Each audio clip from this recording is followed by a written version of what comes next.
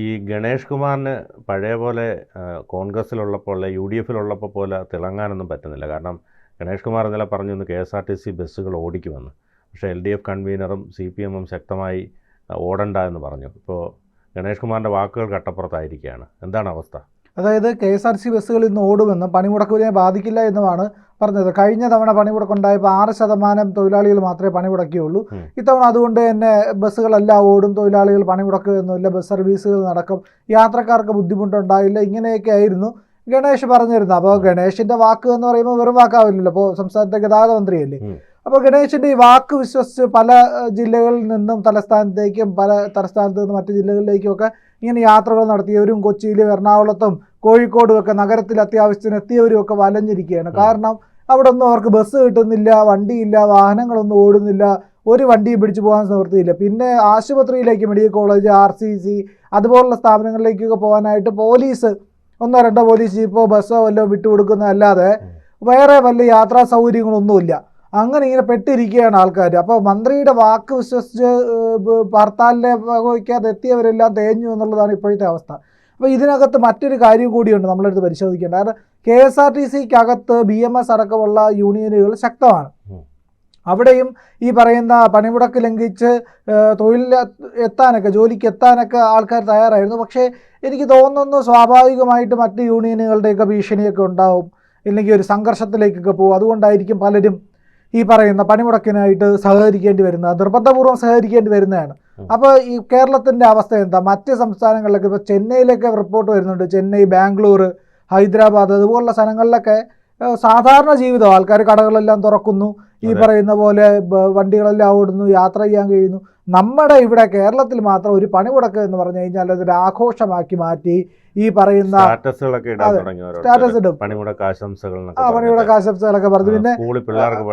പിന്നെ മദ്യപിക്കുക, പൊരിച്ച കോഴിയായിട്ടിരിക്കുക, ഇതൊക്കെയാണ് ഹർത്താൽ ആഘോഷ പരിപാടികൾ. അപ്പോൾ ഈ പറയുന്ന ഇതുപോലെ പൊതുജനത്തെ ബുദ്ധിമുട്ടിക്കാമെന്നല്ലാതെ ഈ പറയുന്ന ആത്മാർത്ഥതയോടുകൂടിയുള്ള ഒരു സമരമൊന്നും അല്ല ഇത്. ഒരു സമരം എങ്ങനെയാണ് നടത്തിയിരുന്നത്? നമുക്ക് സമരത്തിൻ്റെ ചരിത്രം ഒന്ന് പരിശോധിച്ച് നോക്കണം. എന്താണ് സമരം? സമരം എന്ന് പറഞ്ഞു കഴിഞ്ഞാൽ ഒരു ആവശ്യത്തിന് വേണ്ടി നിരന്തരമായി അധികാരികളോടോ സർക്കാരിനോടോ കലഹിക്കുന്നതാണ്. അങ്ങനെ അതായത് ഈ പറയുന്ന സിവിൽ ഡിസൊബീഡിയൻസ് മൂവ്മെൻറ്റ്, അതുപോലെ തന്നെ ക്വിറ്റ് ഇന്ത്യ സമരം, ഇതൊക്കെ ഒരു കോസിന് വേണ്ടിയിട്ട്, ഒരു കാര്യം നേടിയെടുക്കാൻ വേണ്ടിയിട്ട് സന്ധിയില്ലാത്ത സമരം ചെയ്യുക. അത് നിരന്തര സമരമാണ്. ആ നിരന്തര സമരം ജീവിതം മൊത്തം സമർപ്പിച്ചുകൊണ്ട് ത്യാഗപൂർണമായിട്ടുള്ളൊരു സമരമാണ്. ആ സമരത്തിനകത്ത് മറ്റ് കാര്യങ്ങളൊന്നും തന്നെ വരികയില്ല. തൻ്റെ വ്യക്തിപരമായ കാര്യം, ഇല്ലെങ്കിൽ തനിക്ക് നേട്ടമുണ്ടാക്കുന്ന കാര്യം ഒന്നും വരില്ല. ഒരു പൊതു നന്മയ്ക്കായിട്ടാണ് സമരം ചെയ്യുക. അത്തരം സമരങ്ങളൊന്നും ഇന്ന് കേരളത്തിലില്ല. ഇവിടുത്തെ സമരം എന്താ? മുദ്രാവാക്യം വിളിക്കുന്നത്, നേരെ പോലീസിൻ്റെ അടുത്ത് നിന്ന് ഉന്തി കയറാൻ ശ്രമിക്കും, ചിലപ്പോൾ പോലീസ് അടിച്ചു ഓടിക്കും, ഇല്ലെങ്കിൽ ടിയർ ഗ്യാസ് അടിക്കും, ഇല്ലെങ്കിൽ ഗ്രനേഡ് അടിക്കും, വാട്ടർ ക്യാൻ അടിക്കും, ഇവർ ഓടും. തീർന്നു, സമരം തീർന്നു. എന്ത് സമരം ഇത്? ആ സമരത്തിൻ്റെ മറ്റൊരു രൂപമാണ് ഒരു ദിവസം പൊതുജനത്തെ, സാധാരണക്കാർ, സുഖമില്ലാത്തവർ, വിവാഹം ഉറപ്പിച്ചിരിക്കുന്ന മനുഷ്യർ, ഇങ്ങനെ കുറച്ച് ആൾക്കാരെയൊക്കെ ബുദ്ധിമുട്ടിക്കുക എന്നുള്ളത്. ഒരു 2 ആഴ്ച മുമ്പ് എടുത്ത ടിക്കറ്റുകൾ മൊത്തം ക്യാൻസൽ ചെയ്യേണ്ടി വരുന്നു, ട്രെയിൻ ഓടുന്നില്ല. ഇപ്പോൾ അത് അറിയാതെ മറ്റൊരു സംസ്ഥാനത്ത് നിന്ന് ഇവിടെ വന്നിറങ്ങി ഒരുത്താൻ വണ്ടിയും കിട്ടാതെ വെള്ളവും കിട്ടാതെ അത് ബുദ്ധിമുട്ടും. അന്യനാട്ടിൽ വന്ന് പണിയെടുക്കുന്നവർ ആഹാരം കിട്ടാതെ ബുദ്ധിമുട്ടും. ഹോട്ടലുകൾ തുറക്കില്ല. ഹോട്ടലുകൾ തുറക്കാൻ നിന്ന് കഴിഞ്ഞാൽ അവിടെ വന്നിട്ട് ഭീഷണിപ്പെടുത്തി അടപ്പിക്കും. അപ്പോൾ കേരളത്തിന് എങ്ങനെയാണ് ഇവർ വികസന മാതൃക കൊണ്ടുവന്നതെന്ന് പറഞ്ഞു കഴിഞ്ഞാൽ, ഇടതുപക്ഷം പണ്ടോട്ട് അറിയാലോ, ഈ പറയുന്ന നോക്കുകൂലി വാങ്ങിക്കുന്ന ടീമുകളാണ്. ഒരു ഫാക്ടറി ആരെങ്കിലും കഷ്ടപ്പെട്ട ഒരുത്തൻ എന്തെങ്കിലും, വരവേൽപ്പ് സിനിമയിലേക്ക് കണ്ടിട്ടില്ലേ, ഒരു ഫാക്ടറി ഒരുത്തൻ തുറന്നു കഴിഞ്ഞാൽ അതിനെ ഇവർ കൊടി കൊണ്ട് കുത്തി, ചോപ്പ് കൊടി കൊണ്ടിറങ്ങും. അതാണ് ഈ പറയുന്ന കേരളത്തെ ഇങ്ങനെ നശിപ്പിച്ചത്. ആ കൊടിയും കൊണ്ടിറങ്ങി അവിടെ കുത്തി അത് നശിപ്പിക്കും. നമ്മളൊന്ന് ആലോചിച്ച് നോക്കൂ. എന്നാൽ ഇവർ വൻകിട കോർപ്പറേറ്റുകൾക്ക് മുമ്പിൽ അദാനിയുടെ പോർട്ടിൽ പോയി നോക്കണം, എയർപോർട്ടിൽ പോയി നോക്കണം, അവിടെ കൃത്യമായിട്ട് കാര്യങ്ങൾ നടക്കും. അവിടെ നിന്ന് ഇവർ കയറി കളിക്കൂല. അവിടെയൊക്കെ ചെന്ന് കഴിഞ്ഞാൽ നട്ടലിന് അടി കിട്ടും. അപ്പോൾ ഈ പറയുന്ന സമരാവേശമൊക്കെ അവിടെ അങ്ങ് തീരും. ടെക്നോ പാർക്കിൽ ഏതെങ്കിലും കമ്പനികൾ പ്രവർത്തിക്കാതിരിക്കും? കൃത്യമായി പ്രവർത്തിക്കും. ISRO പ്രവർത്തിക്കും. അതുപോലുള്ള ഒരു സ്ഥാപനങ്ങളിൽ ഇവരുടെ കളിയൊന്നും നടക്കില്ല. ഇവിടെ ഈ പാവപ്പെട്ടവൻ ഒരു ഫാക്ടറി തുടങ്ങുകയാണെങ്കിൽ, ബീഡി കമ്പനി തുടങ്ങുകയാണെങ്കിൽ അതിനെ പൊട്ടിക്കും. ഈ പറയുന്നവരെ വരവേൽപ്പ് സിനിമയെ പറയും പോലെയാ, തൊഴിലാളികളുടെ നെഞ്ചിലെ ചോര കുടിച്ചു വളർന്ന അട്ടയാണ് ഈ പറയുന്ന ട്രേഡ് യൂണിയൻ നേതാക്കളെന്ന് പറയുന്നത്. അപ്പോൾ ഇവരൊക്കെ കൂടെയാണ് ഈ പരിപാടി നടത്തുന്നത്. ഇവിടെ ഇന്ന് ഒരു സംസ്ഥാന സർക്കാർ ഒരു കാര്യം കൂടെ ചെയ്തിട്ടുണ്ട്. ഡയസ്നോൺ പ്രഖ്യാപിച്ചിട്ടുണ്ട്. ഡയസ്നോൺ എന്ന് പറഞ്ഞു കഴിഞ്ഞാൽ സമര ദിവസം ജോലിക്ക് എത്തിയില്ലെങ്കിൽ ശമ്പളം പിടിക്കും. അപ്പോൾ ഇവരാരാ ഡയസ്നോൺ പ്രഖ്യാപിക്കുന്നത്? CPM ഭരിക്കുന്ന സർക്കാർ. ആരാ ജോലിക്ക് വരുന്നവരെ തടയുന്നത്? അത് CPM-കാർ, CITU-കാർ, ഈ ട്രേഡ് യൂണിയൻകാർ. എന്നിട്ട് ആരാണ് പൈസ പിടിക്കുന്നത്? അത് ഇവർ തന്നെ. അപ്പോൾ ഈ പറയുന്ന സാലറി ചലഞ്ച് ഒന്നും നടപ്പിലാവാതെ വന്നപ്പോൾ എങ്ങനെയെങ്കിലും പൊതുജനത്തിൽ നിന്ന്, ഇല്ലെങ്കിൽ ഈ പറയുന്ന ജീവനക്കാരിൽ നിന്ന്, അധ്യാപകരിൽ നിന്ന്, തൊഴിലാളികളിൽ നിന്നൊക്കെ പണം പിടുങ്ങാനുള്ള ഒരു ഉപാധി കൂടിയായിട്ട് ഇതിനെ മാറ്റുകയാണ്. നമ്മൾ വിചാരിക്കുന്നത് വളരെ നിഷ്കളങ്കമാണ് ഈ പരിപാടി എന്ന്. ഒട്ടും നിഷ്കളങ്കമല്ല. തൊഴിലാളികളിൽ നിന്ന് പൈസ പിടിച്ചു പറിക്കാനായിട്ടുള്ള നേതാക്കളുടെ ഒരു പരിപാടിയാണ്. അഥവാ ഏതെങ്കിലും ഇവർക്ക് വിരോധമുള്ള ഒരുത്തൻ ജോലിക്ക് വന്നു എന്ന് വെച്ചോ, അവനെ അവിടെ ഇട്ടിടിക്കും. ഇവന്മാർക്ക് വല്ല കണ്ണിച്ചോരയുള്ളവന്മാരാണ് ഇവർ. ആരും ഇടിക്കുന്നവന്മാരാണ്. അവന്മാരുടെ ഇതിന് വേണ്ടിയിട്ട് ഈ പറയുന്ന യൂണിയൻ നേതാക്കളുടെ പരിപാടികൾ ഈ എല്ലാ പാർട്ടികളുള്ളവന്മാരും തന്നെയാണ്. വെറും ഗുണ്ടകളാണ്. ആ ഗുണ്ടാ പ്രവർത്തനമാണ് ഇവർ യൂണിയൻ എന്ന് പറഞ്ഞുകൊണ്ട് നടത്തുന്ന പരിപാടി. അതിൻ്റെ പേരിലാണ് ഇന്ന് KSRTC ബസ്സുകളും പ്രൈവറ്റ് ബസ്സുകളും ഒക്കെ തടയുന്നത്. നമ്മൾ അടക്കം ഇന്ന് കഴിക്കാൻ പോകുന്ന ഹോട്ടലുകളൊക്കെ അടപ്പിക്കുകയാണ്.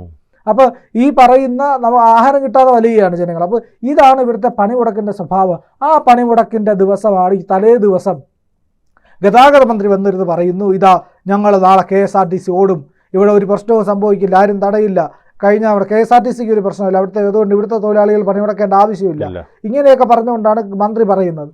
ഗണേഷ് കുമാർ മാറുമോ ഇനിയിപ്പോൾ BJP-യിലേക്ക് അങ്ങനെ പോകാനുള്ള സാധ്യത? അങ്ങനെയൊക്കെ ഉള്ള വാർത്തകളൊക്കെ കേൾക്കുന്നുണ്ട്. KB ഗണേഷ് കുമാറിന് ഇടതുപക്ഷം അടുത്ത് വന്ന് ഇവിടെ നിന്നിട്ട് പ്രത്യേകിച്ച് കാര്യമൊന്നും ഇല്ല എന്നും. അതായത് നമുക്ക് അറിയാമല്ലോ, ഈ ഘടകകക്ഷിയായിട്ട് ഇടതുപക്ഷത്തിനൊപ്പം നിന്നിട്ട് ഗണേഷ് കുമാറിന് എന്താ കാര്യമുണ്ടായി? ഒന്നുമില്ല. പ്രത്യേകിച്ച് ഗണേഷ് കുമാർ ജയിക്കുന്നത് ഭൂരിപക്ഷം ഹിന്ദുക്കളുടെ വോട്ടുകൾ കൊണ്ടും ഈ പറയുന്ന വിശ്വാസികളുടെ വോട്ട് കൊണ്ടും ഒക്കെയാണ്. ഗണേഷ് കുമാറിന് ഒരു ഹിന്ദുത്വ മനസ്സൊക്കെ ഉള്ള ആളാണ്. അതായത് ഒരു NSS-ആയിട്ട് അടുപ്പമുള്ളതും ഈ പറയുന്ന ഹിന്ദു മത വിശ്വാസിയൊക്കെയാണ്. ശബരിമലയുടെ കാര്യത്തിലൊക്കെ ഒരുപാട് ഇടപെടുകയും വിശ്വാസ കാര്യങ്ങളൊക്കെ സംസാരിക്കുകയൊക്കെ ചെയ്യുന്ന ആളാണ്. സ്വാഭാവികമായിട്ടും BJP-ആയിട്ട് അടുക്കാനുള്ള എല്ലാ സാധ്യതയുണ്ട്. ഉറപ്പായിട്ടും ജയിക്കുകയും ചെയ്യും. അത്രയ്ക്ക് സ്വാധീനവുമുണ്ട് ജനങ്ങൾക്കിടയിൽ. ജനപ്രിയ നേതാവാണ്. ജനങ്ങളുടെ ഭാഷയിൽ സംസാരിക്കാൻ കഴിവുള്ള ഒരു നേതാവും കൂടെ. ഇന്നലത്തെ കാര്യം പാളിപ്പോയെന്നേ ഉള്ളൂ KSRTC. കാരണം കൂടെ വന്ന് ഇടതുപക്ഷ യൂണിയൻകാർ പാലം ഭരിക്കൂലേ, അവരുടെ ഭീഷണി പിന്നെ അതിജീവിക്കാൻ എത്ര മന്ത്രി എന്ന് പറഞ്ഞിട്ട് കാര്യമൊന്നുമില്ല. KSRTC MD ചെയർമാനായിട്ടുള്ള ആൾക്കാരൊക്കെ കിടന്ന് വെള്ളം കുടിക്കുന്ന IAS-കാരുടെ കാര്യം നമുക്കറിയാം. അപ്പം നിരന്തരമായിട്ട് ഈ പറയുന്നവരെ ഡീൽ ചെയ്യേണ്ടി വരുന്ന ഗതാഗത മന്ത്രിയുടെ അവസ്ഥ അതിലും വലിയ മെച്ചമൊന്നും ആയിരിക്കില്ലല്ലോ. അപ്പോൾ സ്വാഭാവികമായിട്ട് സംസ്ഥാനത്ത് ഡയസ്നോണൊക്കെ പ്രഖ്യാപിച്ചിരിക്കുന്ന അവസ്ഥയിൽ KSRTC ജീവനക്കാരെ ഈ ഭീഷണികളെല്ലാം മറികടന്ന് വന്ന് വണ്ടിയെടുത്ത് ഓടിപ്പിച്ച് പോകുക എന്ന് പറയുന്നത് നടക്കുന്ന കാര്യമൊന്നുമല്ല ഗണേഷ് കുമാറിൻ്റെ. ഇവിടെ ഈ പറയുന്ന ഈ പണിമുടക്കെന്ന് പറയുന്ന സമരാഭാസം എല്ലാ കാലത്തും നടന്നുകൊണ്ടിരുന്നതാണ്. അതിപ്പോഴും നടക്കുന്നു. കേരളത്തിലും ബംഗാളിൽ ശക്തമായിട്ട് നടക്കുന്നു എന്നാണ് അറിയാൻ കഴിഞ്ഞാൽ. മറ്റ് സംസ്ഥാനങ്ങളിലൊന്നും തന്നെ ഇത്തരത്തിലുള്ള കലാപരിപാടികളൊന്നുമില്ല. അവരവരുടെ കാര്യം നോക്കുന്നു, ജോലി എടുക്കുന്നു, ഈ പറയുന്ന സ്ഥാപനങ്ങൾ പ്രവർത്തിക്കുന്നു, ഉൽപ്പാദനം നടക്കുന്നു, പ്രവർത്തനങ്ങൾ മുന്നോട്ട് പോകുന്നു. ഇവിടെ ഈ പറയുന്ന ചില മേഖലകളിൽ ചില പ്രാചീനമായ സമരമുറകളൊക്കെ മാറേണ്ടതുണ്ട്. മനുഷ്യനെ ബുദ്ധിമുട്ടിക്കുന്ന ഗാന്ധിജിയുടെ കാലത്തൊക്കെ ഉണ്ടായിരുന്ന സമരമുറകളും കൊണ്ട് ഇനി നടന്നിട്ട് കാര്യമില്ല. ഇപ്പൊ ചെയ്യുന്ന പോലുള്ള ഡിജിറ്റൽ സമരമുറകളൊക്കെ അതാണെങ്കിൽ മനുഷ്യന് ഉപദ്രവം ഇല്ല. അവന്മാരുടെ പാട്ടിനെ പൊക്കോളും. നമുക്ക് കാര്യമില്ല, തലവേദില്ല. വട്ടാണെന്നുള്ളവർ നമുക്ക് ചിരിക്കാമെന്നുള്ളതേ ഉള്ളൂ. ഇവരുടെ ഈ പറയുന്ന ചങ്കലേശ്ശേരിയിൽ സമരത്തിന്റെ സാവോലും ഇല്ലാത്തുള്ള കാര്യം അവർക്ക് അറിഞ്ഞൂടാ.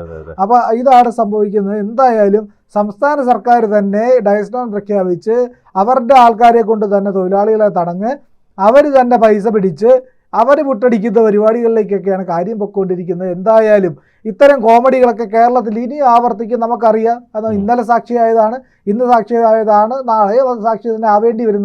നമുക്കൊന്നും ചെയ്യാനുമില്ല. കാരണം ഗുണ്ടകൾക്ക് മുമ്പിൽ പിടിച്ചു നിൽക്കാൻ സാധാരണക്കാരായ നമ്മളെ കൊണ്ടൊന്നും കഴിയില്ല.